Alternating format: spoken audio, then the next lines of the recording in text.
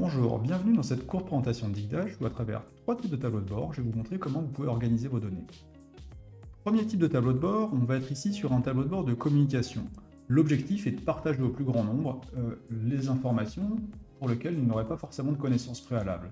Donc plutôt que de leur montrer uniquement des graphiques et des chiffres, on va accompagner ces graphiques et des chiffres de textes explicatifs. En l'occurrence, ici, on est en train de regarder un jeu de données ouvert fourni par l'ONU. Ça concerne l'éducation dans le monde. Si je commence à scroller, je vais voir apparaître des informations, notamment cette cartographie ici où je vois le taux de déscolarisation par pays, pour le primaire, mais également premier cycle secondaire et second cycle secondaire. Donc vous voyez qu'ici mon écran est relativement large, je peux placer les explications à côté des graphiques. Si j'étais sur un écran de plus petite taille, et je vais tout de suite le simuler en retaillant mon navigateur pour le faire apparaître comme s'il était un smartphone, et vous allez voir que automatiquement les indicateurs vont se positionner différemment. Et effectivement, le texte explicatif est juste au-dessus maintenant de l'indicateur qui le concerne. On ne perd pas pour autant de fonctionnalités, qu'on soit sur un smartphone ou sur un écran de PC.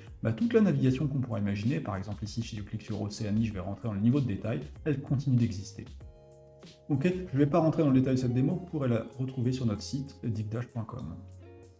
Deuxième exemple de tableau de bord que je voudrais vous montrer, c'est le tableau de bord dit de pilotage.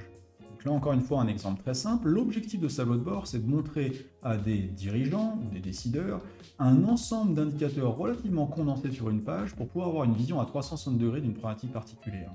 En l'occurrence, je ne vais pas regarder chacun des indicateurs de manière individuelle, je vois effectivement ici par département, le coût sur les 12 derniers mois, le coût actuel, le coût par rapport au budget, mais ce qui m'intéresse, c'est le petit point rouge au début de chaque ligne. C'est les lignes qui devraient attirer mon attention. Parce qu'effectivement, elles sont calculées de manière assez naïve ici. À chaque fois que le coût a dépassé le budget, le petit point rouge va s'allumer. Okay, je pourrais avoir de l'interaction. On a laissé ici un seul axe. C'est l'axe sur le pays. Je peux choisir un pays et voir la déclinaison de cet indicateur par pays. Mais je rappelle, l'objectif premier de ce type de tableau de bord, c'est vraiment de vous montrer la vue globale de l'information. Dernier type de tableau de bord que je voudrais vous montrer, c'est le tableau de bord d'exploration. C'est celui dans lequel on va laisser la main à l'utilisateur pour rentrer beaucoup plus dans le détail de l'information. Alors pour vous présenter un petit peu les données, on est ici sur une société dans la grande distribution et qui cherche à comprendre l'efficacité de ses campagnes télémarketing pour générer du chiffre d'affaires. Pour répondre à cette question, on doit se connecter à deux sources. La première source, c'est le RP, qui va nous donner des informations de vente, chiffre d'affaires, marge, etc. La deuxième source, c'est la base de données télécom, informations de coût de communication, durée de communication. On les mixe à l'intérieur de DigDash, il n'y a pas d'entrepôt préalable, on va être capable donc de les croiser.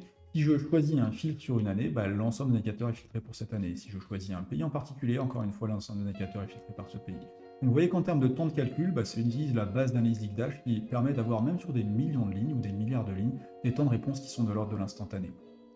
Cette page de synthèse me sert aussi de page d'accueil. C'est pourquoi quand je passe ma souris sur une vignette, le curseur change, m'indiquant qu'il y a une action possible. Si je clique sur le chiffre d'affaires, je vais explorer le contenu du chiffre d'affaires par région, les 10 meilleurs produits qui constituent le chiffre d'affaires et l'évolution du chiffre d'affaires pour la période considérée ici l'année 2019.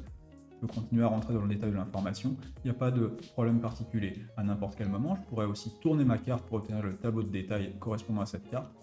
Tableau qui reste interactif pour le trier par chiffre d'affaires, remonter sur le niveau continent, descendre dans Amérique, États-Unis. Bien sûr, l'ensemble des autres graphiques suivent le même chemin, et si je tourne à nouveau mon tableau, c'est la carte des États-Unis qui apparaît. Le contexte de mise up États-Unis va être repris, quelle que soit la page dans laquelle je vais me trouver, si le contexte reste valide. Je continue à naviguer dans mes données, soit graphiquement, comme on l'a fait jusqu'à maintenant, soit en choisissant avec cette barre de filtre un ou plusieurs éléments qui me semblent intéressants. Je peux faire des sélections avec des trous dedans, il n'y a pas de problème particulier. Donc tout ça va me permettre de faire des découvertes dans mes données, mais je vais peut-être vouloir les partager. Pour les partager, je peux les exporter, par exemple sauvegarder en PDF. C'est le premier cas. Le contenu de mon PDF, il est assez simple à comprendre, le contexte de sélection dans la première page, et le graphique tel qu'il apparaissait sur mon tableau de bord dans la deuxième page. Le problème du PDF, c'est que c'est assez difficile à manipuler pour un utilisateur final. C'est pour ça qu'on a d'autres options d'export possibles, telles que sauvegarder en PowerPoint ou Excel. Je vous montre un exemple rapide dans la page de synthèse. On va cliquer sur télécharger le PowerPoint. Ce qui va se passer ici, c'est qu'il va aller reprendre le contexte de filtrage, reprendre des éléments présents sur plusieurs de ces onglets et les assembler dans un document PowerPoint multipage.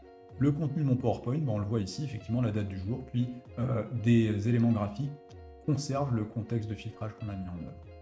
Okay.